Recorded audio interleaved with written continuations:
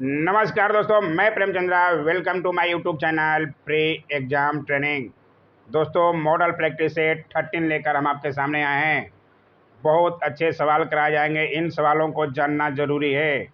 इन सवालों को जाने बिना आप एग्ज़ाम हॉल में मत जाइएगा। कंपटीशन एग्ज़ाम की तैयारी आपकी अधूरी रह जाएगी, इसलिए पूरा वीडियो ज़रूर देखिएगा।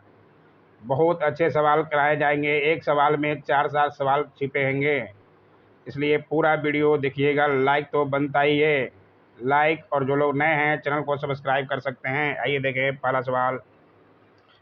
निम्नलिखित में से कौन सा एक कथन असत्य है? कथन को आप ध्यान से पहचानिएगा। सवाल बीपीएससी हो चाहे यूपीएससी हो, ऐसे ही पूछा जाता है। लॉर्ड रीडिंग के समय में 5 फरवरी 1925 को चौरी चौरा गोरखपुर नामक घटना हुई थी। चौरी चौरा घटना जो है 5 फरवरी 1925 नहीं, 1922 को हुई थी। पहला ही ये गलत है।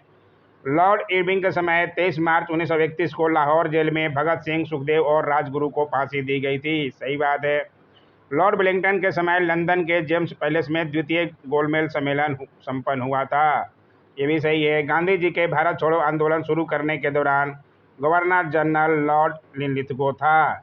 इसमें से असत्य कौन है? तो आपका सही जवाब है ए, लॉर्ड रीडिंग के समय 5 फरवरी 1925 दिया है, जबकि 22 में हुआ था चौरी चौरा कांड गोरखपुर में।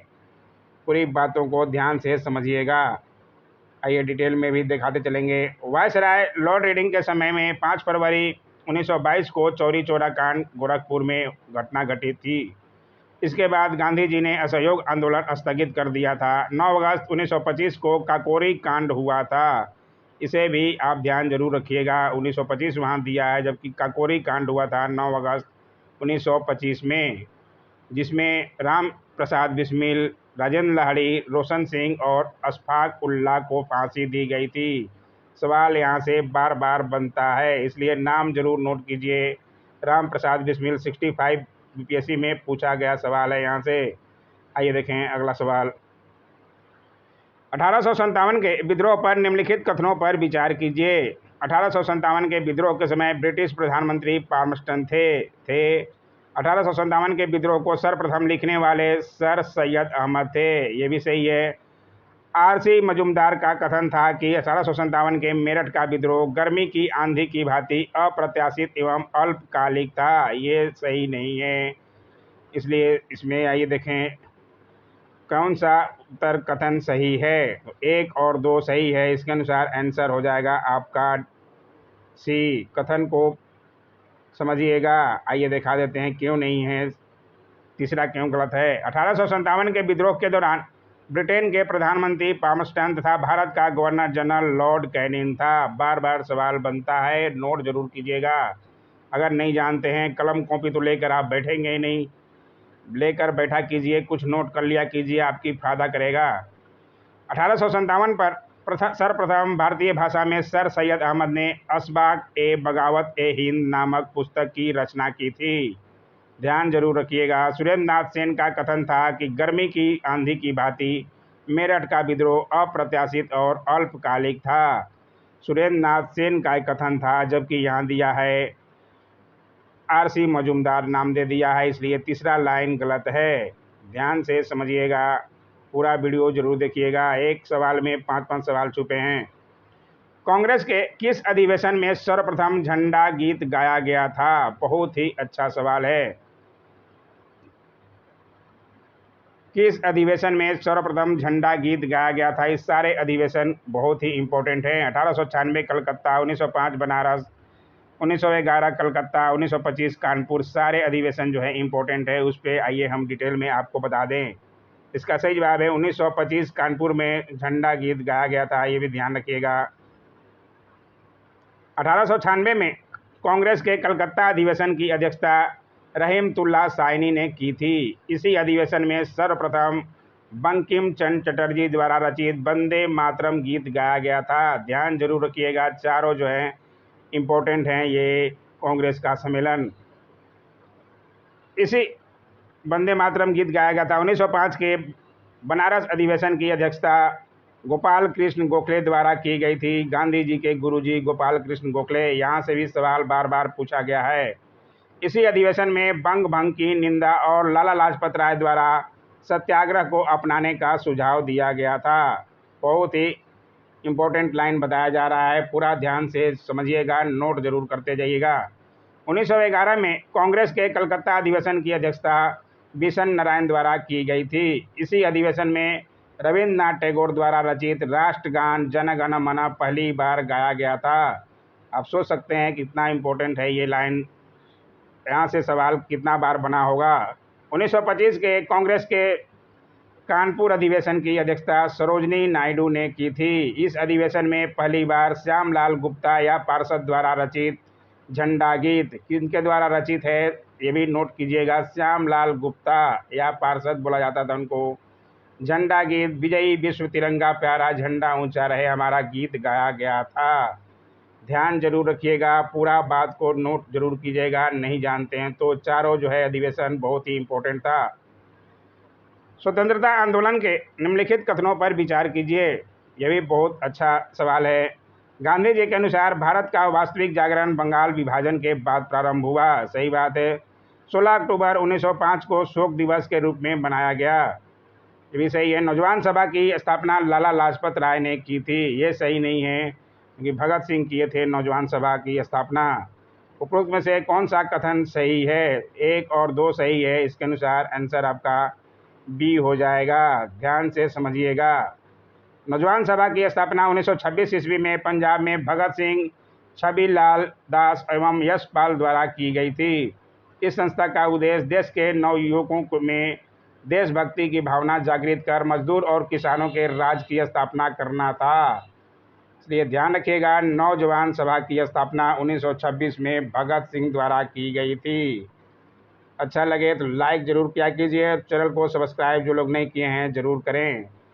भारत का एकमात्र पड़ोसी देश जिसे भारत ने सन 1975 में एक राज्य के रूप में सम्मिलित कर लिया था। सोचिए कितना इम्पोर्टेंट सवाल है ये, इसमें से आप बहुत लोग नहीं जानते होंगे ये। हिमाचल प्रदेश, असम, अरुणाचल प्रदेश और सिक्किम में से सिक्किम को जो है पहले पड़ोसी देश हुआ करता था, जिसे भारत ने सन 1975 में एक राज्य के रूप में सम्मिलित कर लिया। इसलिए ध्यान रखिएगा, सिक्किम को 16 मई 1975 को भारत में मिलाया गया, ये भी डेट ध्यान रखिएगा। निम्नलिखित में से कौन संविधान सभा में सदस्य नहीं था? महात्मा गांधी, भीमराव अम्बेडकर, जवाहरलाल नेहरू, BN राव। इसमें से महात्मा गांधी जो है कभी सदस्य नहीं थे संविधान सभा के, ध्यान रखिएगा, उनको देश के ऊपर ज़्यादा जिम्मेदारी थी। आइए देखें अगला सवाल।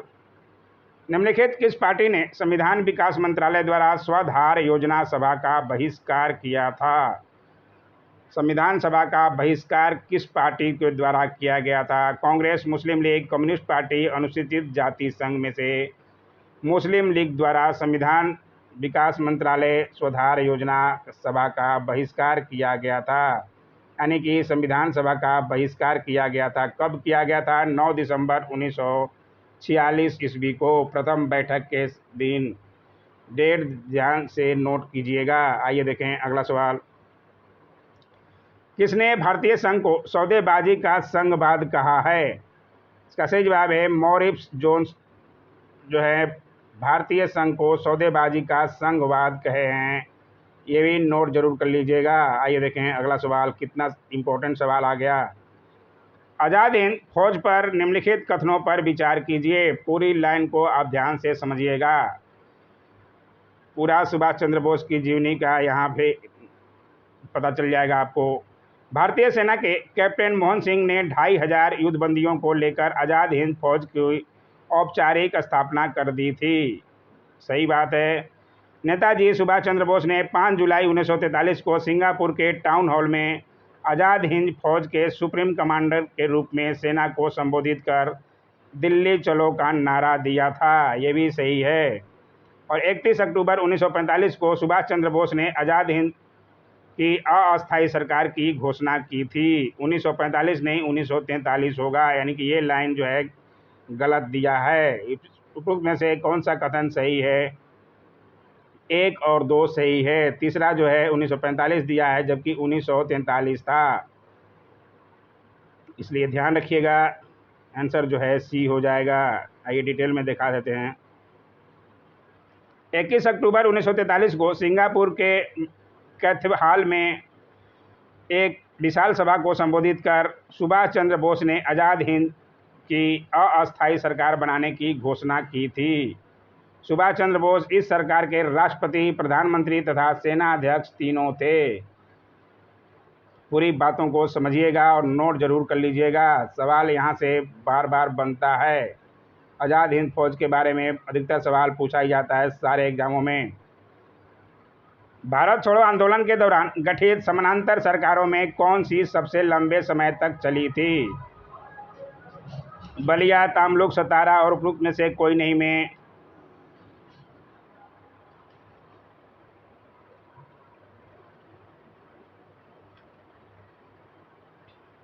इसका सही जवाब है सतारा। ध्यान रखिएगा, बहुत अच्छा सवाल है।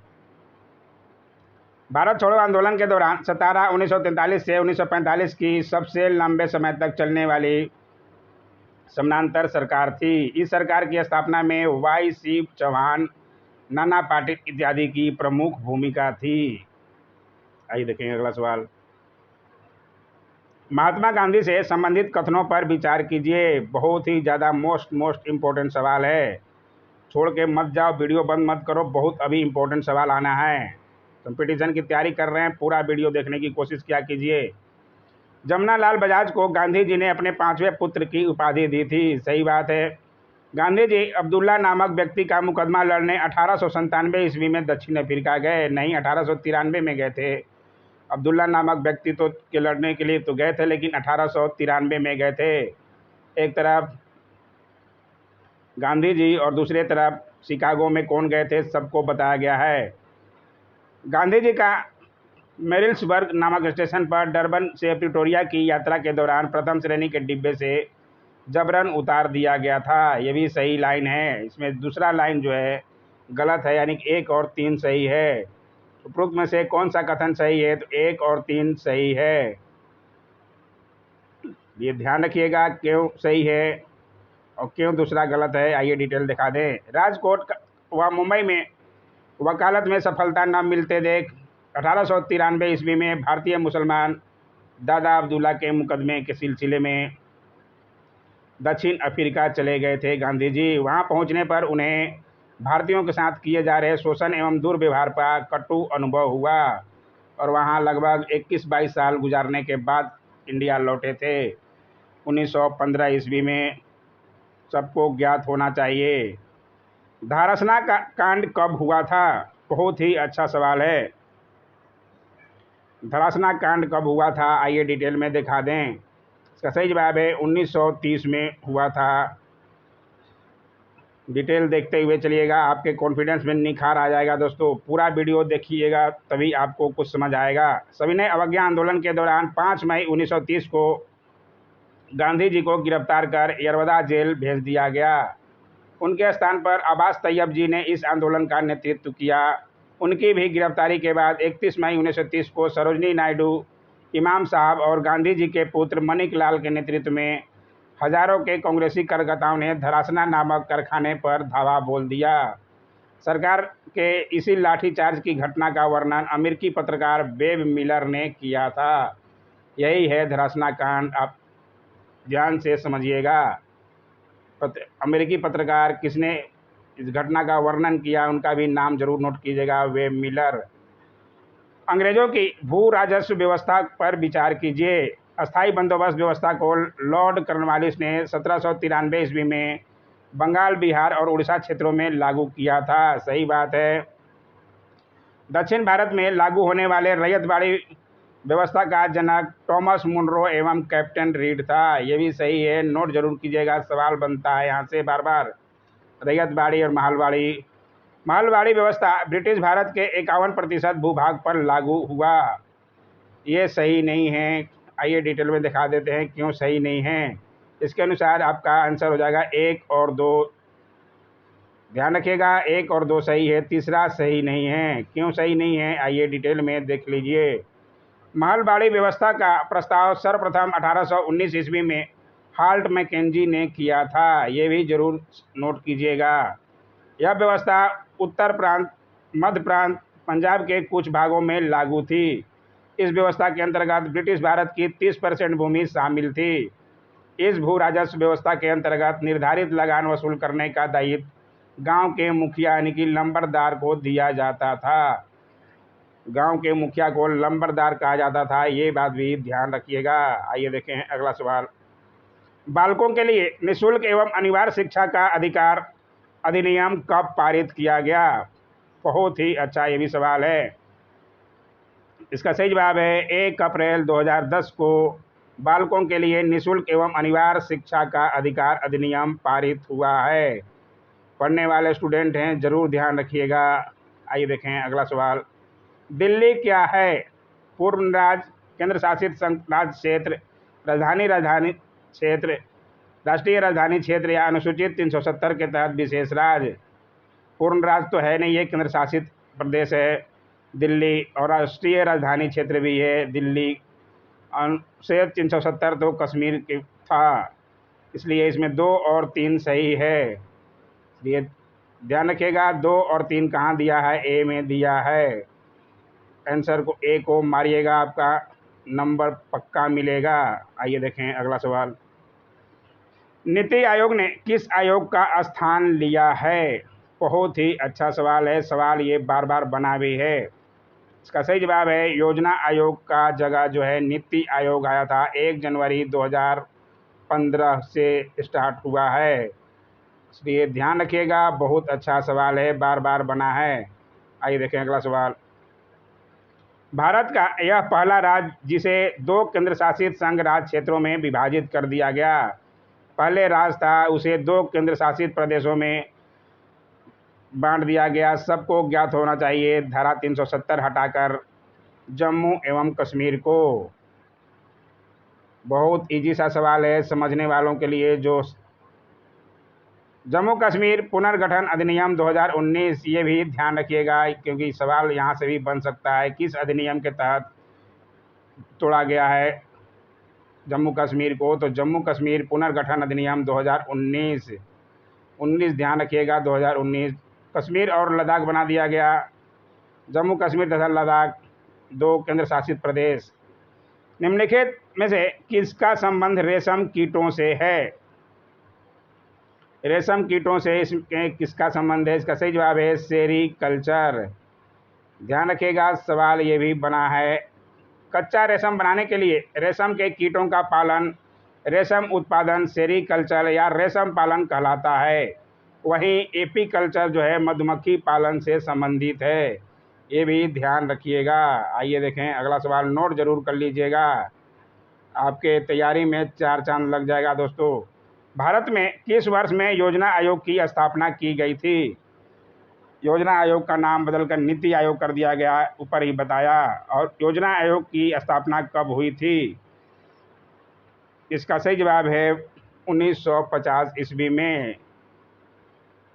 जवाहरलाल नेहरू, भारत की स्वतंत्रता के पश्चात जवाहरलाल नेहरू जी ने की अध्यक्षता में गठित आर्थिक नियोजन समिति की सिफारिश पर 15 मार्च 1950, डेट जरूर ध्यान रखिएगा। डेट भी ज़्यादातर पूछा जाता है, उसी में बच्चे कंफ्यूज हो जाते हैं और गलत लगा कर आ जाते हैं। फिर बोलते हैं कि इतना तैयारी किया, पास क्यों नहीं हो रहा यार, पास क्यों नहीं हो रहा। पूजा पे पूजा करते रहते हैं, लेकिन आप डेट जरूर ध्यान रखा कीजिए, तभी आप निकाल पाइएगा एग्ज़ाम। 15 मार्च 1950 को योजना आयोग की स्थापना हुई थी। आइए देखें अगला सवाल। प्रमुख गरीबी निवारण पहल जीविका से संबंधित पहलू कौन सा है? मानव व सामाजिक पूंजी, नवाचार, आजीविका प्रोत्साहन या बाजार कड़ियाँ में से जीविका से संबंधित पहलू इनमें से कौन सा है? इसका सही जवाब है आजीविका प्रोत्साहन, जीविका से संबंधित पहलू है। आइए देखें अगला सवाल। सविनय अवज्ञा आंदोलन किस घटना से पहले घटित हुआ? बहुत ही मोस्ट इम्पोर्टेंट सवाल है। सविनय अवज्ञा आंदोलन कब चालू हुआ था? 1930 में। किस घटना के पहले घटित हुआ, यानी कि सविनय अवज्ञा के बाद कौन सी घटना घटित हुई? आइए डिटेल में इनके बारे में आपको दिखा देते हैं। इसका सही जवाब है गांधी इरविन समझौता। कब हुआ था ये भी पूरा डिटेल में आपको दिखा देते हैं, कन्फ्यूजन नहीं रहना चाहिए। सविनय अवज्ञा आंदोलन की शुरुआत 6 अप्रैल 1930 को हुई थी। नोट जरूर कर लीजिएगा, स्क्रीनशॉट ले लीजिएगा, जो चाहे कर लीजिएगा, लेकिन नोट कीजिएगा, आप ही के फायदे के लिए कह रहा हूँ। और दांडी मार्च यात्रा 12 मार्च 1930 को हुई थी। 24 दिन की यात्रा करने के बाद दांडी पहुंचकर नमक उठाकर गांधी जी ने नमक कानून को तोड़ा था और उसके बाद ही सविनय अवज्ञा आंदोलन चालू हुआ था। सबको ज्ञात होना चाहिए 6 अप्रैल 1930 को सविनय अवज्ञा आंदोलन चालू हुआ और दांडी मार्च उसके पहले हुआ था, सविनय अवज्ञा आंदोलन के पहले। लेकिन बात पूछ रहा है, गांधी इरविन समझौता 4 मार्च 1931 को हुआ था। ये जो है सविनय अवज्ञा आंदोलन किस घटना के पहले घटित हुआ? तो गांधी इरविन समझौता के पहले। गांधी इरविन समझौता 4 मार्च 1930 को हुआ था, जिसे दिल्ली समझौता भी कहा जाता है। ये भी ध्यान रखिएगा। और पूर्ण स्वराज की घोषणा का संकल्प दिसंबर 1929 में लाहौर अधिवेशन में जवाहरलाल नेहरू की अध्यक्षता में की गई थी। ये भी ध्यान रखिएगा, सवाल बार बार यहाँ से बनता ही है। और क्रिप्स मिशन की सफलता 1942 में हुआ था। यहाँ से सवाल कितने बन गए आप खुद सोच सकते हैं, इसलिए पूरा वीडियो देखा कीजिए, तभी आपको समझ आएगा। प्री कैम्ब्रियन युग की चट्टानें पाई जाती है। प्री कैम्ब्रियन युग की चट्टानें जो है अरावली पर्वत श्रेणी में पाई जाती है। ये भी ध्यान रखिएगा, बहुत अच्छा सवाल है। आइए डिटेल में भी दिखा दें। संपूर्ण प्री कैम्ब्रियन महाकल्प में प्रायः आग्नेय चट्टानें ही पाई जाती है। सुपीरियर झील के समीपवर्ती भागों तथा भारत में धारवाड़, छोटा नागपुर, कुंडप्पा समूह, दिल्ली क्रम की चट्टानों एवं अरावली पर्वत का विकास इसी महाकल्प में हुआ था। इसलिए पूरी बातों को ध्यान से समझिएगा और नोट जरूर कीजिएगा। आइए देखें अगला सवाल। सिंधु घाटी सप्ताह के निम्नलिखित स्थलों में से कौन सा एक स्थल गुजरात में स्थित है? इसमें से गुजरात में कौन सा स्थित है? कालीबंगा, बनावली, रोपड़ या लोथल में से गुजरात में लोथल स्थित है। सबको ज्ञात होना चाहिए। नहीं ज्ञात है तो नोट कर लीजिए, मैं पूरा आपको डिटेल बता देता हूँ कहाँ कहाँ है। सिंधु घाटी सप्ताह के प्रमुख स्थल जरूर नोट कीजिए, बार बार सवाल बनता ही है। कालीबंगा राजस्थान में है, बनावली हरियाणा में, रोपड़ पंजाब में तथा लोथल गुजरात में स्थित है। सवाल यहाँ से कितनी बार बना है आप अंदाज़ा भी नहीं लगा सकते, इसलिए नोट जरूर कीजिएगा। आइए देखें अगला सवाल। निम्नलिखित में से किस शहर में भारत का पहला अंडर वाटर मेट्रो प्रोजेक्ट जिसकी शुरुआत मार्च 2022 से होगी, किस शहर में होना है? भारत का पहला under water metro project, metro train under water पानी के अंदर चलाई जाएगी। 2022 से शुरुआत होनी है, किस शहर में है? इसका सही जवाब है कोलकाता में। हुबली नदी कोलकाता में भारत की पहली अंडर वाटर मेट्रो ट्रेन जिसकी शुरुआत मार्च 2022 से होगी, कोलकाता में हुबली नदी के नीचे चलाई जाएगी। ट्रेन कोलकाता मेट्रो लाइन 2 का हिस्सा होगी। इसे ईस्ट वेस्ट मेट्रो के नाम से भी जाना जाता है। 16 किलोमीटर के मेट्रो लाइन को 2 चरणों में शुरू किया जाएगा। इस बात को ध्यान रखिएगा, करंट का बहुत अच्छा सवाल है। आइए देखें आज का आखिरी सवाल, बहुत अच्छे सवाल हैं ये भी। 1857 की क्रांति का सर्वाधिक दुष्प्रभाव क्या था?